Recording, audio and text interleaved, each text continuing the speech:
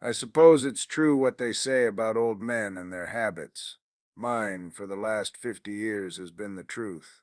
Not the grand, philosophical capital T truth that men in robes pontificate about, but the small, dusty, tangible truth. The kind you can hold in your hands, written in faded iron gall ink on brittle paper. The kind that smells of time and neglect, and the quiet, stubborn fact of having existed. For 40 of those 50 years, I was the head archivist at Northwood University, my university. It was more than a job. It was a custodianship. I didn't just manage a collection, I was its memory, the living index to a million silent conversations between the past and the present. I'm Benedict. I'm 78 years old now. My hands have a tremor that I can't quite control, and my back complains if I sit in one position for too long. But my mind is still a steel trap. It has to be. It's where I keep the ghosts. Not the spooky kind, but the ghosts of facts, of documents, of a life's work spent in the hallowed silent dark of the university archives. The trouble started, as it so often does, with a man who was too handsome for his own good. Dr. Alistair Finch. The university had hired him 3 years ago, a veritable wunderkind of the history department. He had a television series, a podcast, and a smile that could charm a gargoyle off a cathedral. He was everything I was not: slick, telegenic, and utterly unconcerned with the tedious business of actual research. He was a storyteller, he said, a popularizer. I, on the other hand, was just a guardian of the raw material. He was the chef. I was the man who stocked the pantry. Then he published his book, The Crimson Cipher, Espionage and Betrayal in the Court of King James. It was an immediate sensation. It landed on bestseller lists, got optioned for a movie, and brought Northwood the kind of fawning media attention it hadn't seen in decades. The university, my university, was positively preening. Dean Radford, a man whose doctoral dissertation I had once helped salvage by finding a miscatalogued folio, was walking around like he'd personally invented the printing press. A copy arrived at my door, a gift from the Alumni Association, bound in glossy crimson with Finch's smirking face on the back. I settled into my favorite leather armchair, the one my late Eleanor always said looked more comfortable than it was, and I began to read. I wanted to be impressed. Truly I did. A part of me, the part that still felt the pull of institutional loyalty, wanted Northwood to have a star. The first few chapters were fine, grand, sweeping prose, full of dramatic flourishes and breathless conjecture. It was Finch's style. But then I got to the core of his thesis, the part the reviewers were all raving about. He claimed to have unearthed a secret correspondence, a series of letters between a minor courtier and a Spanish spy, hidden away in Northwood's special collections. He quoted them extensively, long, damning passages that rewrote a significant portion of early Stuart history. He cited the archival codes with practiced ease. Collection 4, Fine story. the Abernathy Papers, Box 11, Folder 7. And that's when the world tilted on its axis. A cold, dread-filled certainty washed over me. It was the kind of cold that starts in your gut and spreads to your fingertips, the kind that has nothing to do with the temperature of the room. Because I knew Collection 42C, I had personally acquired the Abernathy Papers from a crumbling estate in Dorset back in 1983. I had overseen their fumigation. I had spent 6 months, 6 painstaking months, cataloging every single scrap of paper in those 16 boxes. I knew the contents of Box 11, Folder 7, the way a father knows the face of his child. It contained 3 things: a list of household expenses for the month of May 1605, a bill of lading for a shipment of French wine, and a very poorly written sonnet about a milkmaid. There were no letters, there was no spy. There was no Crimson Cipher. Alistair Finch's entire sensational, career-making book was built on a foundation of pure, unadulterated fiction. He hadn't just misinterpreted a source. He hadn't stretched the truth. He had invented his sources out of whole cloth. He had looked at the hallowed ground I had tended for 4 decades and decided to build a theme park on it. The man wasn't a historian. He was a con artist with a PhD. And I, Benedict, the old man with the dusty memories, was the only person in the world who knew it for sure. My quiet retirement was officially over. The first thing you do, when you discover a fire, is sound the alarm.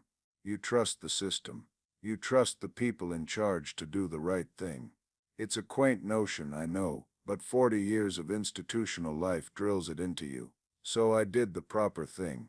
I called Dean Radford. It took 3 days to get him on the phone. His secretary, a young woman with a voice that managed to be both chirpy and dismissive, kept telling me he was in strategic planning sessions. I knew what that meant.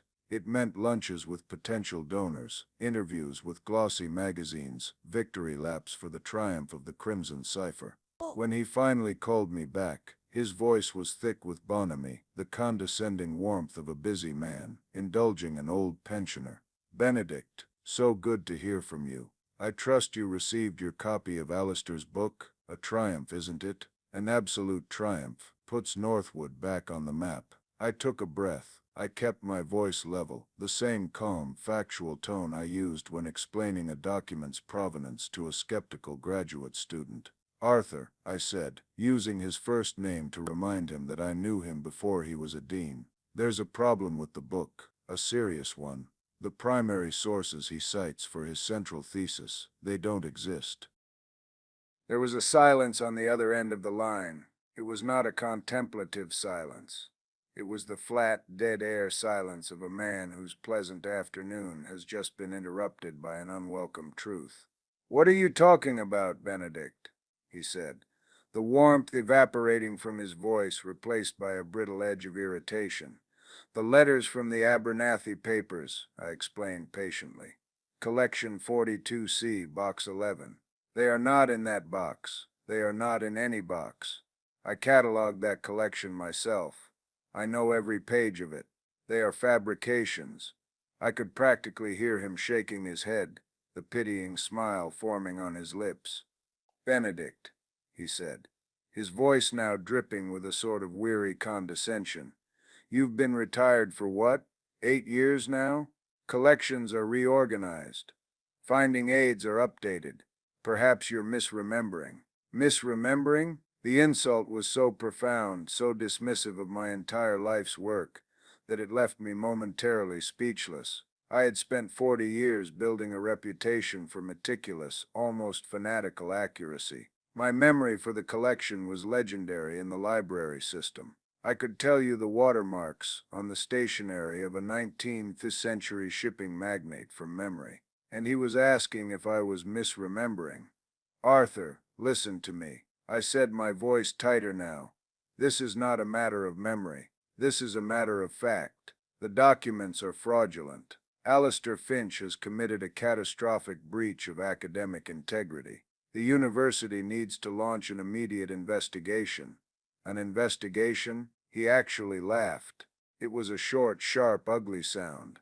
"Benedict, Alistair Finch is the biggest star this university has had in a generation. His book is a cultural phenomenon, and you want me to launch an investigation based on the hazy recollections of a retired archivist. Do you have any idea how that would look? The press would have a field day. It would be a catastrophe. The catastrophe has already happened."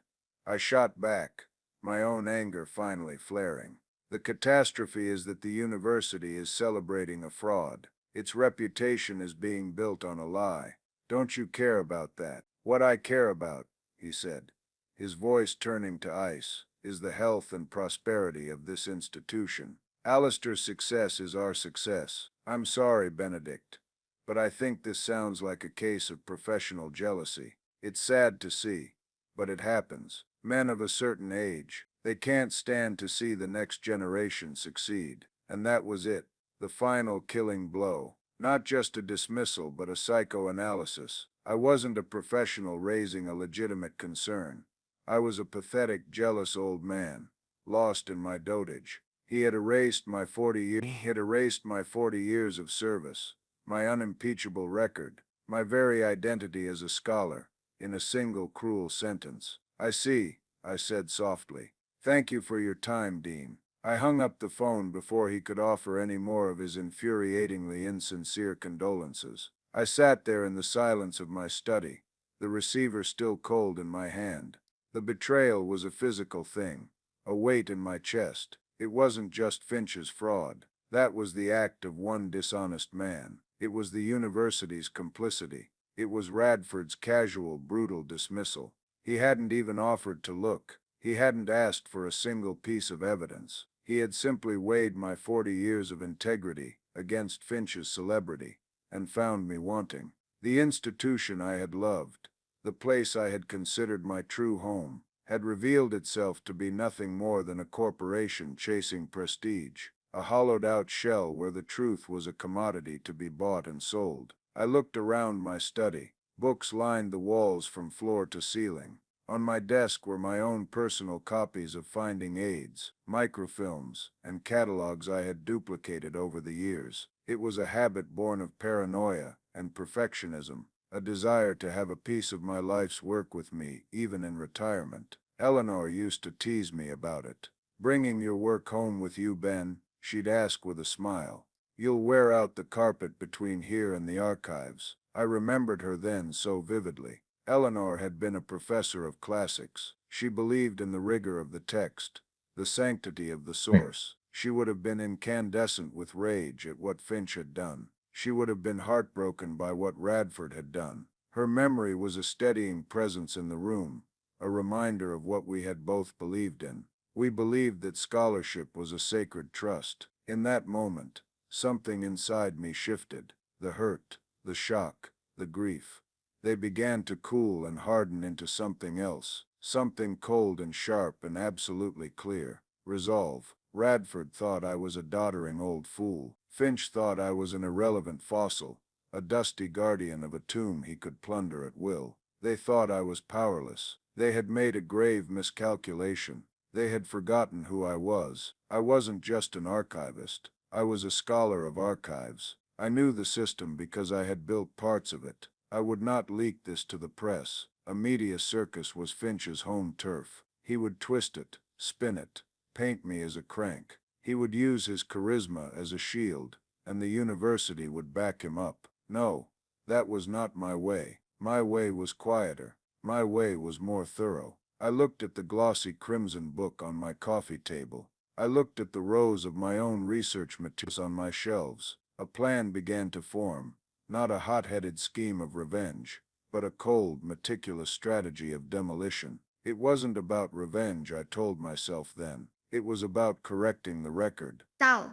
It was about defending the truth. That's what I told myself, and I almost believed it. But as I sat there, the full scope of their condescension echoing in my ears, a different, harder thought surfaced. It was about the truth, yes, but it was also about them. It was about Radford's smug dismissal and Finch's arrogant fraud. They had tried to erase my life's work. They had called me irrelevant. I was going to end Alistair Finch's career, and I was going to do it using the very tools they had dismissed. I was not going to be a footnote in his story. He was going to be a footnote in mine. A cautionary tale. I would not use a leak. I would use a lexicon. I would not use a press conference. I would use a peer-reviewed journal. I would not shout. I would cite. And the silence of my scholarship would be more devastating than any explosion. It was, I realized with a grim sort of satisfaction, going to be a matter of record. The first step in any campaign is reconnaissance. You must know the terrain, your own strengths, and the enemy's weaknesses. My terrain was the archive. My strength was my encyclopedic knowledge of it, and Alistair Finch's weakness was the very thing that made him a star. His sloppiness, his disdain for the granular, boring work of actual history.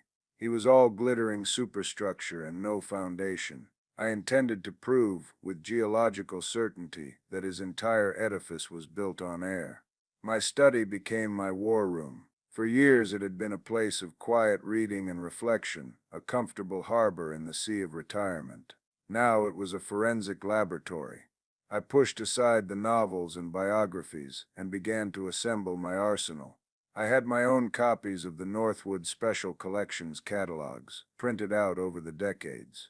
I had microfilm reels of key collections, purchased with my own money for personal research projects. I had boxes of my own notes, cross-references, and provenance records, the unofficial, annotated history of the archive that existed only in my files and in my head. Eleanor, my late wife, would have recognized the look in my eye. She called it my excavation mode. It was a deep, focused immersion that blocked out the rest of the world. In the first few days, I did nothing but read Finch's book, The Crimson Cipher, over and over again. But I wasn't reading it like a story. I was dissecting it like a corpse. I used a fresh legal pad for each chapter, and I listed every single archival citation. Every letter, every diary entry, every memorandum he claimed to have found. Footnote 17, Chapter 3. Letter from Sir Thomas Wade to Robert Cecil, the 12th of June, 1604. Northwood University Special Collections, NUSC, Abernathy Papers, Col. 42C, Box 11, Folder 7. Footnote 21, Chapter 3, Wade's Draft Reply, undated. NUSC, Abernathy Papers, Col. 42C, Box 11, Folder 7. Footnote 28, Chapter 3, Encrypted Summary of Spanish Troop Movements, attached to Wade's draft. NUSC, Abernathy Papers, Col. 42C, Box 11, Folder 7. He was not only a liar, he was a lazy one. He had invented an entire correspondence and dumped it all into the same file folder. It was like a murderer hiding all his victims in the same shallow grave. He was arrogant. He was assuming no one would ever bother to dig. My work was twofold. First, I had to prove the negative, that his cited documents did not exist. Second, and far more damningly, I had to prove the positive, what was in their place. This was the crucial step. It wasn't enough to say the folder is empty. I had to say the folder is not empty, and here is exactly what it contains. I pulled out my own detailed, handwritten finding aid for the Abernathy Papers. It was a thick 3-ring binder, its pages soft with age. My handwriting was a younger man's then, sharp and precise. I turned to the entry for Collection 42C, Box 11, Folder 7, and there it was, my own description, written in 1983. Asterisk Item 1. Household Accounts. Abernathy Estate, May 1605. 4 pp. Item 2. Bill of lading for 12 casks of Gascon wine, addressed to Lord Abernathy. 1 p. Item 3. Poem, draft, in unknown hand, titled To Beatrice, a milking. Asterisk. The discrepancy was so stark, so absolute, it was almost comical. Finch had described a nest of international spies plotting in secret ink. The reality was wine, grocery bills, and a bad poem. But my own notes were not enough. I needed official, undeniable proof from the university itself. This presented a problem. I was now an outsider. I couldn't just walk into the archive and start pulling boxes. Radford had made it clear I was persona non grata, so I had to be clever. This is where my own foresight, my own slightly paranoid nature as an archivist came into play. For years, the university had been digitizing its finding aids, putting the catalogs online for researchers around the world. I knew that the online version was a simplified summary of my original, more detailed work. I also knew that digital records could, in theory, be altered. Bradford, in a panic, could try to update the record to protect Finch. It was a long shot, but I couldn't risk it. I needed a snapshot of the records as they existed right now, before the storm broke. I called my great-nephew Leo. He was a smart kid, a computer science major at the state college. I told him a white lie. I said I was working on a personal research project and was having trouble with the university's new website. I asked if he could do me a favor and archive a few pages for me from the Northwood Library online database, specifically the entire catalog entry for the Abernathy. Bless his heart, did better than that. He wrote a simple script that crawled the pages and saved them as time-stamped PDFs complete with the university's digital letterhead. He even captured the site's underlying code, creating a verifiable frozen-in-time record of what the university publicly claimed was in its collection on that specific date. It's like a digital photograph, Uncle Ben, he explained. They can change the website tomorrow, but you'll always have this picture of what it looked like today. The kid was a genius. I now had my baseline. The official online record, as of that moment, matched my old paper records. It described wine and bills, not spies and ciphers. The next phase of the plan required an ally. I was an old man working alone in his study. To take on Finch and the university, I needed a foothold in the world of modern academia. I needed someone who understood the politics, the journals, the unwritten rules of engagement. I thought of Maria Flores. I had hired Maria as an assistant archivist fresh out of her master's program nearly 15 years ago. She was brilliant, quick-witted, fiercely intelligent, and she had a passion for the work that reminded me of my younger self. She had a healthy skepticism of authority and a spine of steel. After 5 years at Northwood, she'd been headhunted by the Houghton Library at Harvard. We'd kept in touch, exchanging Christmas cards and the occasional email about a rare manuscript. I called her. I didn't preamble. I just laid it out.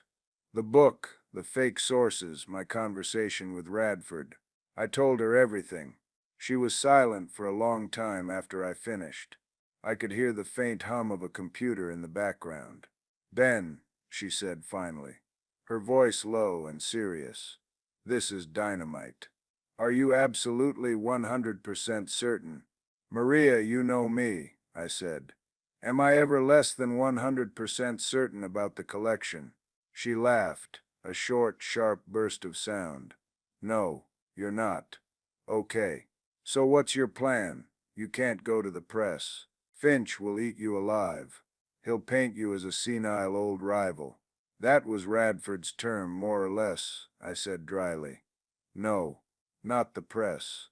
I'm writing an article, a systematic footnote-by-footnote refutation of his work. I'm going to take his book apart, piece by piece, citation by citation. I'm not just going to say he's wrong. I'm going to prove it, using the university's own records against them." "A takedown piece," she murmured. "A scholarly execution. Where are you planning to publish it?" "That's why I'm calling you," I said. "It has to be in the most prestigious, most unimpeachable journal in our field.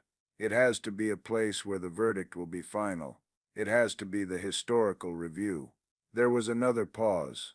"Asterisk the review. Asterisk," she said, drawing out the words. "Ben, their peer review process is brutal. They're notoriously slow. It could take a year or more. By then, Finch's movie will be in production." "I'm aware," I said. "But it is the only way. A blog post can be dismissed. A newspaper article is forgotten in a day. An article in the Historical Review is a permanent, indelible part of the academic record. It will follow him for the rest of his life. It will be the first thing people see when they search his name for the next 100 years. It is the only weapon that can truly kill him." "Okay," she said, her voice now filled with a new energy. I could tell the strategist in her was waking up. "Okay, I like it. It's clean. It's definitive. But you'll need more than just your old notes and a few PDFs." "I agree," I said. "And this is the part I'm not sure how to solve. I need fresh eyes on the actual physical documents in Box 11. I need a witness." "Let me think on that," she said. "In the meantime, you write. Write the definitive demolition. Make it a masterpiece of scholarly destruction. Make it so airtight that no one, not even Radford, can poke a hole in it. And Ben, yes, don't think of this as revenge. Think of it as pest control." I hung up the phone feeling a surge of something I hadn't felt in years. Adrenaline. Maria's support was a tonic. It validated my plan and sharpened my focus. For the next 2 months I worked. I woke before dawn and wrote, until my back ached and my eyes burned. My study became a cocoon of paper and light. I transcribed my old notes. I structured my argument. I wrote with a cold, clear fury that I had never before brought to my academic work. I detailed the history of the Abernathy collection. I described its acquisition, its contents, its cataloging. Then I turned to Finch. I quoted his lurid passages. And then, one by one, I dismantled his footnotes. For each of his fabricated citations, I presented a three-pronged refutation. 1. The official Northwood University online catalog, as captured on this date, shows no such document. 2. My own comprehensive finding aid, compiled in 1983, shows no such document. 3. I detailed exactly what is in the folder, down to the water stains on the bill of lading for the French wine. I wasn't just refuting him, I was humiliating him. I was showing him to be not just a fraud, but an amateurish one. I poured all my 40 years of expertise, my love for the granular detail, into every sentence. The article was my life's work, weaponized. Halfway through the process, Maria called me back with a stroke of genius. "I have your witness," she said, her voice buzzing with excitement. "Do you remember a student named David Chen? He was one of your work-study kids in the late 90s. A history major. Very quiet, very diligent. I remembered him. A shy, serious young man, who handled the documents with an almost religious reverence. Yes, I remember David. A good boy. What about him? He's Dr. David Chen now," she said. "And he's a newly tenured professor of early modern history at Northwood University." I was stunned. "He's there? In the history department? Right under their noses," she said. "He's not one of Finch's acolytes. He's a serious scholar." I reached out to him. I didn't give him the whole story, just that an older colleague was questioning a source in Finch's book and needed someone on the inside to verify a holding. I asked him as a professional courtesy if he would go to the archives, request collection 42C, box 11, and simply photograph the contents of folder 7. No commentary, no analysis, just a set of high-resolution, time-stamped photos. And I asked, holding my breath. He was hesitant at first. He said Finch is a powerful figure on campus, but he believes in the integrity of the archive. He said you taught him that. He agreed. He's going in tomorrow. A day later, an email from Maria arrived. Attached were a dozen crystal-clear images. I clicked them open. There it was. The household expense ledger, its columns of faded ink perfectly legible, the crumpled bill for the Gascon wine, and the dreadful sonnet to Beatrice the milkmaid. The photographs were the final, unimpeachable piece of evidence. The nail in Alistair Finch's very expensive coffin. I finished the article a week later. It was 35 pages long, with another 10 pages of appendices and citations. It was titled simply "A Matter of Record on Fabricated Sources in Alistair Finch's The Crimson Cipher." It was the most devastating thing I had ever written. With Maria's help, I bypassed the journal's standard submission portal. She used her Harvard connections to get the manuscript directly into the hands of the Historical Review's editor-in-chief, a formidable scholar named Dr. Evelyn Reed. We sent it with a cover letter, co-signed by me and by Professor David Chen, whose photographs served as a sworn affidavit. We had built the perfect trap. Now all we had to do was wait for our prey to walk into it. And as I sat in my quiet study, the manuscript sent, the evidence gathered, I finally allowed myself to acknowledge the feeling that had been simmering beneath the surface all along. It wasn't just about truth. It wasn't just about integrity. It was about the look I imagined on Dean Radford's face when he realized the senile old archivist had just dismantled his star professor and his university's reputation with nothing more than a few footnotes. And I confess, the thought of it was deeply, profoundly satisfying.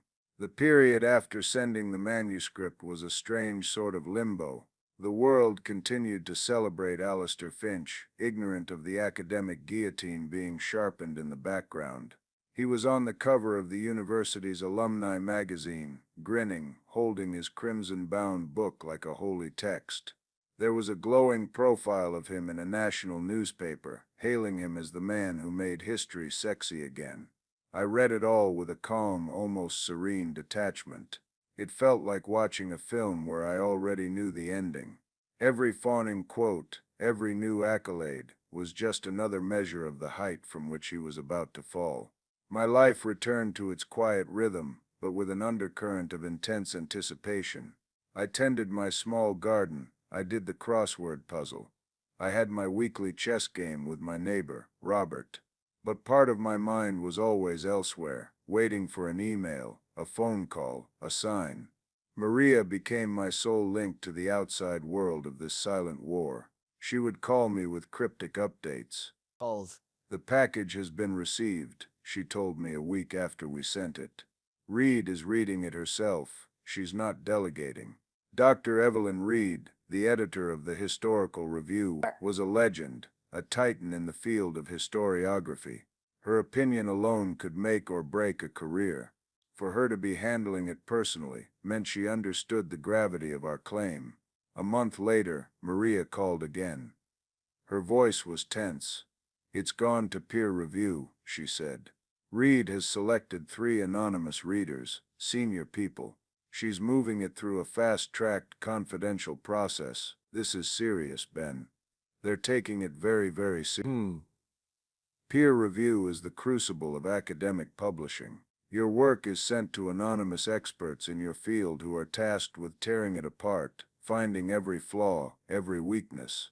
For a piece this explosive, the reviewers would be relentless. They would check every source, question every assertion, probe every link in the chain of my argument. This was the moment of truth. My meticulousness was now on trial. Meanwhile, I had another, more personal project to attend to. My quiet life had been built by 2 people, me and my Eleanor. And while I was fighting for my professional legacy, I realized I needed to protect our personal one as well. Over the years, out of a sense of family duty, a duty Eleanor had always quietly questioned, I had become the financial backstop for my younger brother, a perennial dreamer, with a habit of launching businesses that shone brightly for a moment, before spectacularly crashing and burning. I had also made a substantial unrestricted donation to Northwood University, in my will, a legacy gift to fund the archives. The university's betrayal had severed that final thread of loyalty. Dean Radford's condescending words echoed in my mind, "Men of a certain age." He saw me as a relic, a sentimental old fool. It was time to show him the folly of that assumption. I made an appointment with my lawyer, a sharp young woman named Miss Albright, who had taken over her father's practice. I went to her office, laid out my existing will and financial documents on her polished mahogany desk, and said, "I'd like to make some changes." She listened patiently as I explained my new intentions. I was revoking the legacy gift to Northwood, all of it. Instead, that sum would be used to establish a new foundation in my and Eleanor's name, the Eleanor and Benedict Croft Foundation for Archival Integrity. Its purpose would be to provide grants to independent researchers, underfunded university archives, and I added this with a certain grim satisfaction, whistleblowers in the academic world. Then I restructured the trust I had set up for my brother. His access to the principal was now tied to strict conditions, managed by a neutral third party.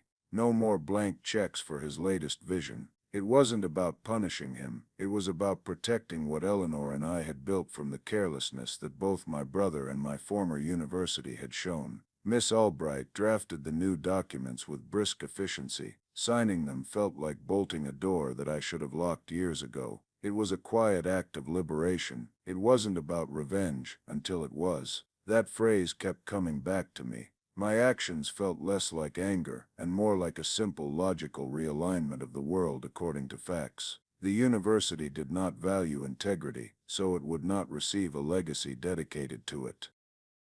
3 months after we submitted the manuscript, the call came from Maria. I was weeding the roses when my phone buzzed in my pocket. "Ben," she said, and her voice was electric. "Reed wants to talk to you." All 3 peer reviewers came back. Unanimously. They said your article is irrefutable, devastating, and a landmark in the study of academic ethics. One of them apparently just wrote, "Publish it." Immediately. Reed wants to schedule a video call with you and David Chen for tomorrow morning. The next morning I sat at my desk dressed in a tweed jacket. Eleanor had bought me 20 years ago. Leo had helped me set up the webcam. David Chen's face appeared in a small box on the screen, looking nervous but resolute. Then Dr. Reed's window opened. She was a woman in her late 60s with sharp, intelligent eyes and an air of absolute authority. "Mr. Croft, Dr. Chen," she began, her voice crisp and clear, "I will not waste your time with pleasantries. Your paper is one of the most significant and disturbing pieces of scholarship I have ever encountered. The evidence you have presented is, in our estimation, conclusive. Alistair Finch has perpetrated a fraud of staggering arrogance." She paused and looked directly at me through the screen. "Mr. Croft, your meticulous work is a credit to your profession. You have done the entire field of history a great service. The Historical Review will be publishing your article. Given the exceptional circumstances, we are expediting the publication. It will be the lead article in our next issue, which goes live on our website in 2 weeks' time." 2 weeks. It was no longer an abstract eventuality. It was a date on a calendar. "We are taking the unusual step," she continued, "of sending a pre-publication courtesy notice to the president of Northwood University, Dean Radford, and Dr. Finch's publisher 24 hours before it goes live. We want to ensure there is no claim that they were blindsided. We are also preparing a press release to be distributed to major news outlets. This story needs to be controlled by the facts of your article, not by the spin that will inevitably follow." She looked at me, then at David. "I must warn you both. The fallout from this will be significant. You, Mr. Croft, will likely be portrayed as a vindictive rival. You, Dr. Chen, may face professional repercussions within your department. Are you prepared for that?" David straightened his shoulders. "I stand by the evidence," he said, his voice firm. I simply nodded. "I have been a custodian of the truth my entire life, Dr. Reed. I am prepared to defend it." She gave a small, approving nod. "Very well, then we proceed. The article will go live at 9 a.m. Eastern Time on Tuesday, October 26th. The call ended. I sat back in my chair, the silence of the study settling around me once more. The fuse had been lit. The silent 2-week countdown had begun. Finch was still on his book tour, still smiling for cameras, still accepting awards, completely oblivious. He was a dead man walking, and he didn't even know it. A strange calm settled over me. There was nothing left to do but watch. The archive was about to speak, and its voice would be a thunderclap. The morning of Tuesday, October 26th, dawned gray and drizzly, the sky the color of wet slate. I made my coffee as I always do, and sat at my kitchen table. My laptop was open to the home page of the Historical Review. I watched the clock on the screen tick towards 9 a.m. It felt like watching a countdown to a rocket launch, a slow, deliberate march towards an inevitable detonation. At precisely 9 a.m. I refreshed the page, and there it was.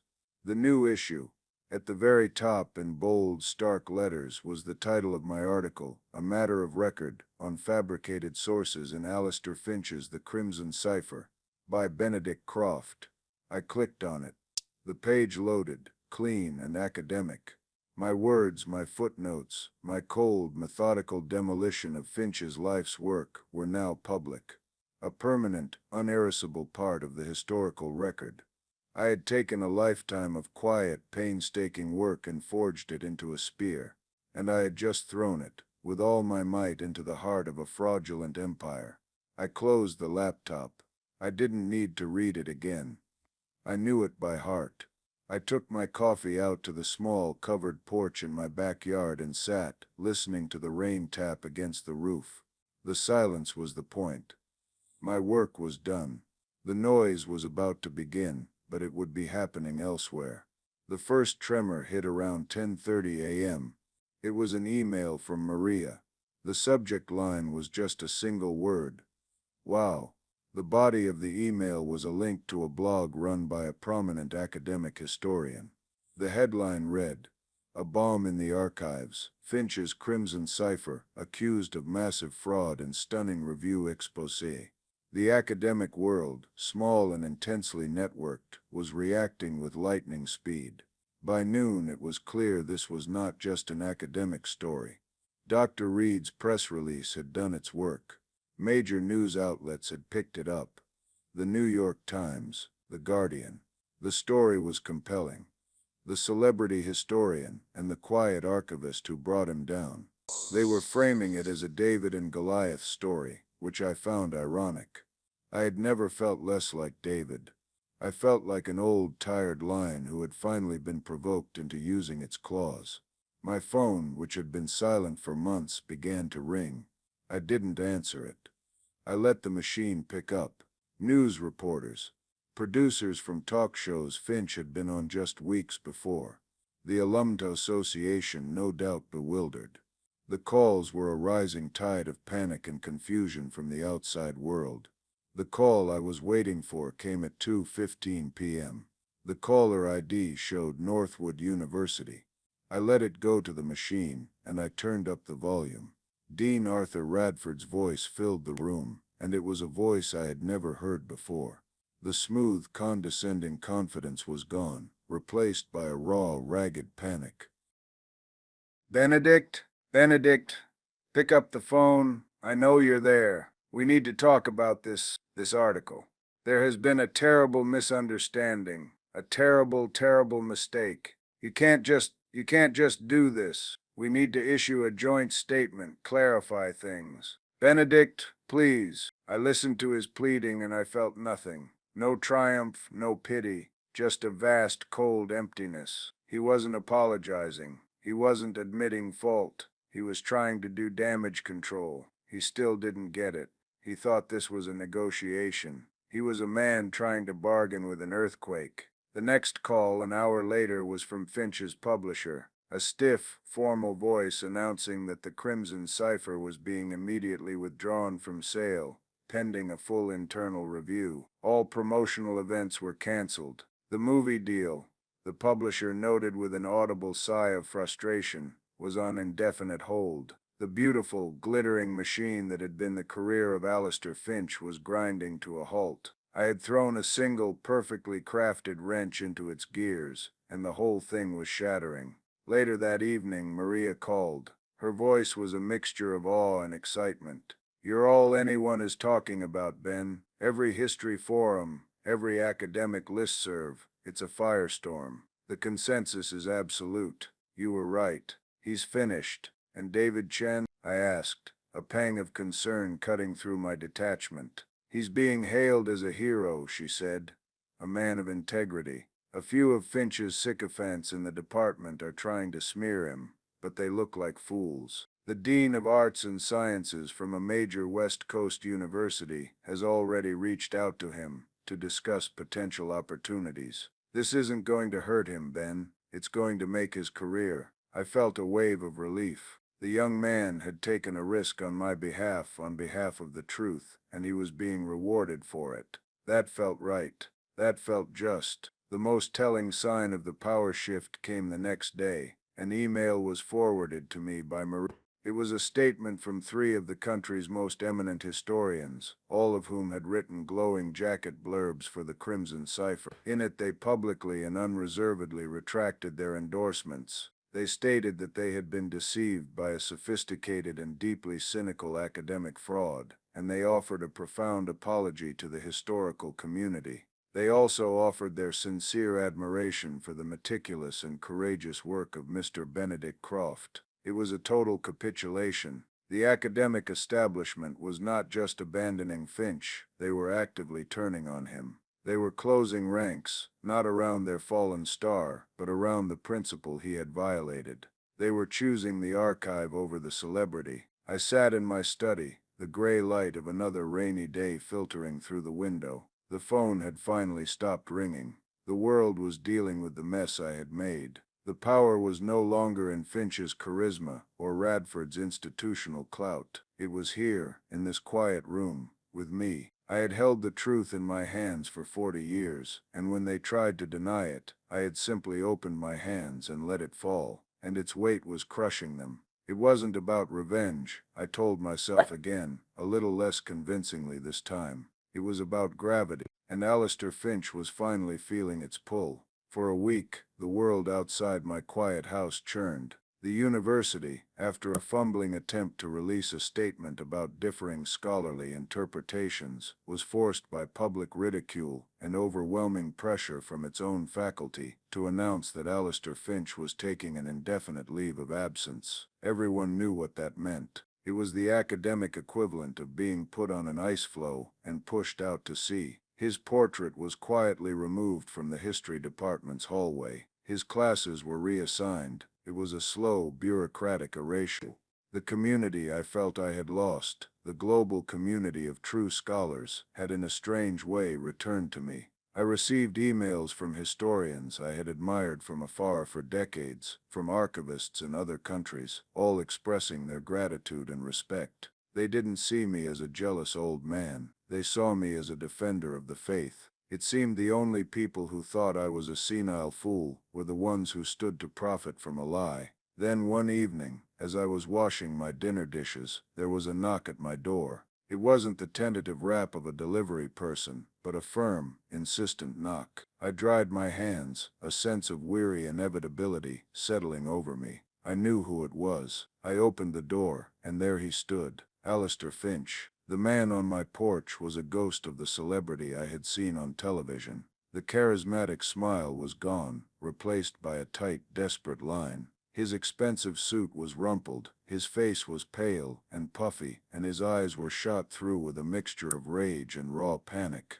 He looked smaller, somehow. The spotlight had been turned off, and the man left standing in the dark was a hollow thing. "Croft," he said, his voice a low growl. "You have no idea what you've done." I just looked at him. I felt no fear, no anger. I felt as if I were observing a specimen under glass. "On the contrary, Dr. Finch," I replied, my voice calm. "I have a very precise idea of what I've done. I wrote it down. It was peer-reviewed." The barb hit home. A flicker of fury crossed his face. "This was a vendetta," he hissed. "You're a bitter, irrelevant old man, and you couldn't stand to see someone else succeed. You destroyed my life out of spite." I leaned against the doorframe. "My feelings are immaterial," I said, "and frankly so are yours. This was never about you or me. It was about the contents of a box. You said there were letters from a spy.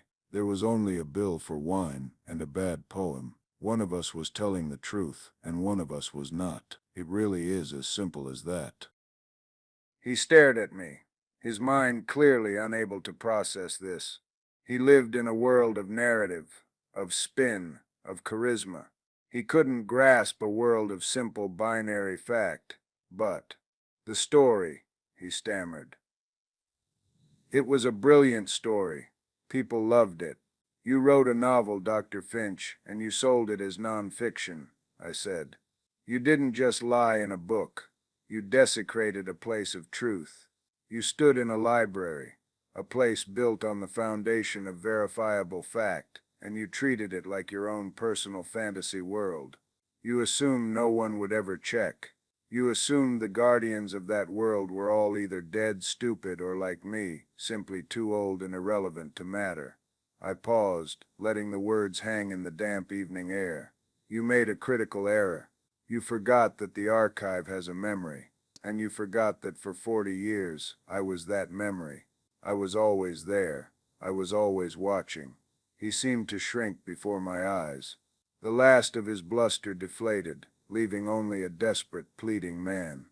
"Please," he whispered, "you have to retract it. Tell them you made a mistake. We can say it was a misunderstanding. I can get you a grant, a fellowship, anything you want." The offer was so pathetic, so revealing of his transactional soul, that I almost laughed. He still thought this was about money or prestige. He still didn't understand that I already had the only thing I wanted, the truth, printed and bound for all time. "It is far too late for that, Doctor," I said softly. "The record has been corrected, And with that I slowly and deliberately closed the door in his face. I heard him stand on the porch for another minute, as if expecting the world to reverse itself. Then, I heard the sound of his footsteps, slinking away into the night. My vindication was complete. It wasn't the shouting or the drama. It was the quiet click of my front door latching, shutting out the noise and the lies. A week later, a thick envelope arrived from the university president's office. It contained a formal groveling letter of apology for the institutional oversight and the deeply regrettable way my concerns had been handled. It also informed me that Dean Radford had resigned, citing personal health reasons. As a gesture of their profound respect, the Board of Trustees had voted to award me an honorary doctorate of letters and wished to invite me to be the keynote speaker at the next commencement. They also proposed the creation of the Benedict Croft Center for Archival Integrity, which they hoped I would agree to oversee. I read the letter twice, then I took out a piece of my own, simple stationery. I wrote a short, polite reply. I thanked them for their letter. I respectfully declined the honorary degree, the speaking engagement, and the directorship of their new center. My work, I wrote, was in the past. My legacy was not a name on a building, but an article in a journal. I wished them well in their future endeavors. I sealed the envelope and walked to the mailbox at the end of my drive. It wasn't pride, it was principle. Their honors were tainted by the same desperation that had driven their betrayal. They weren't offering me respect, they were trying to buy back their reputation with my name. But my name, like the contents of my archive, was no longer for sale. My vindication didn't need their validation. It was already a matter of record. So, here I sit, in my quiet study, surrounded by my books and the ghosts of my own making. The world moves on. Alistair Finch has disappeared, his name now a cautionary tale whispered in university hallways. Northwood is busy trying to scrub the stain from its reputation, and I am at peace. Was it revenge? I've asked myself that question 1,000 times. In the beginning, I truly believe it wasn't. It was about a duty to the truth, a duty that was ingrained in me over a lifetime spent in the silent, sacred stacks of the archive.